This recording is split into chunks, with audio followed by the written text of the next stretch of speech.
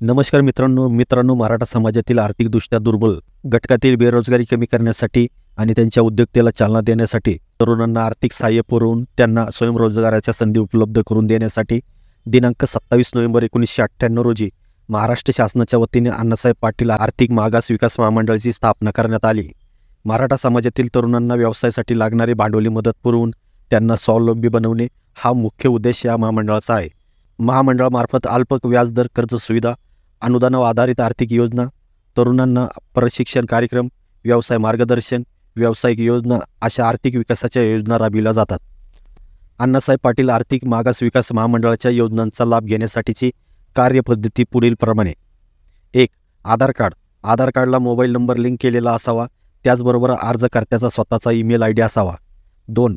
रहिवासी पुरावा. याच्यासाठी रहिवासी दाखला, light bill, ration card, bank book, gas book यापैकी कोणतेही. 3. उत्पन्नाचा पुरावा. उत्पन्नाचा दाखला, आयकर रिटर्न. जर लग्न झाले असल्यास नवरा बायकोचे व लग्न न झालेल्या अर्ज करणाऱ्याचे स्वतःचे आयकर रिटर्न आवश्यक. 4. जातीचा पुरावा. यासाठी शाळा सोडल्याचा दाखला, जनरल रजिस्टर म्हणजे उतारा नंबर 1 किंवा जातीचा दाखला.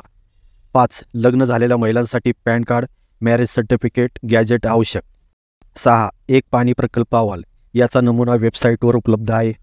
7. स्वयं घोषणापत्र. याचा नमुना देखील वेबसाईटवर उपलब्ध आहे. 8. अर्ज करताना udयोग.mahaswayam.gov.in या संकेतस्थळावर प्रथम नोंदणी म्हणजे लॉग इन करून नंतर अर्ज भरावा. यानंतर LOI म्हणजे लेटर ऑफ इंटेंट मिळते. हे कर्ज मंजुरीसाठी बँकेत सादर करावे लागते. 9. यामध्ये योजनानुसार कागदपत्रे बदलू शकतात.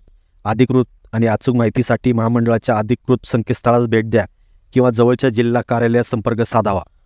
महामंडळाच्या महत्त्वाच्या योजना: वैयक्तिक कर्ज व्याज परतावा योजना 1, गट प्रकल्प कर्ज योजना, वैयक्तिक कर्ज व्याज परतावा योजना 2. या योजनांची सविस्तर माहिती आपण स्क्रीनवर पाहू शकता. महामंडळाच्या योजनांचा लाभ घेण्यासाठी महत्त्वाच्या व आवश्यक अशा बाबी म्हणजे याच्या अटी व शर्ती: उमेदवार हा महाराष्ट्राचा रहिवासी असावा.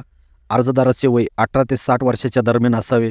अर्जदाराच्या कुटुंबाचे वार्षिक उत्पन्न 8 लाख रुपयाच्या आत असावे. दिव्यांग व्यक्तीला योजनेअंतर्गत लाभ घ्यायचा असल्यास तो मानसिकदृष्ट्या सक्षम असावा. गट कर्ज व्याज परतावा योजना IR सेकंड अंतर्गत समाजातील तरुणांच्या भागीदारी संस्था, सहकारी संस्था, बचत गट, LPP कायद्याअंतर्गत नोंदणीकृत संस्था व इतर शासन नोंदणीकृत गट संस्था लाभार्थी पात्र असतील. महामंडळाच्या योजनांतर्गत व्यवसाय उद्योगाकरिता घेतलेल्या कर्जावरील लाभार्थ्याने भरलेले व्याज लाभार्थ्यास परत करण्यात येईल.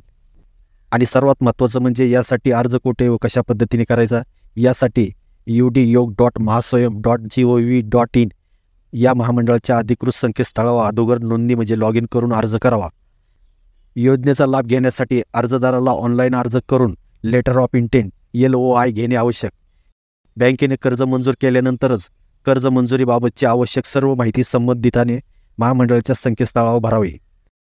या योजनांच्या लाभाकरिता कोणत्याही सहकार्याची आवश्यकता असल्यास महामंडळाच्या जिल्हा समन्वयकांना संपर्क साधावा. त्यांचा संपर्क क्रमांक संकेतस्थळावर उपलब्ध आहे. कोणत्याही खाजगी व्यक्ती संस्थाच्या आमिषाला बळी पडू नये अशा प्रकारची महत्त्वपूर्ण सूचना महामंडळाच्या माध्यमातून करण्यात आलेली आहे. तर मित्रांनो, अशा प्रकारे महत्त्वपूर्ण अशी ही माहिती होती.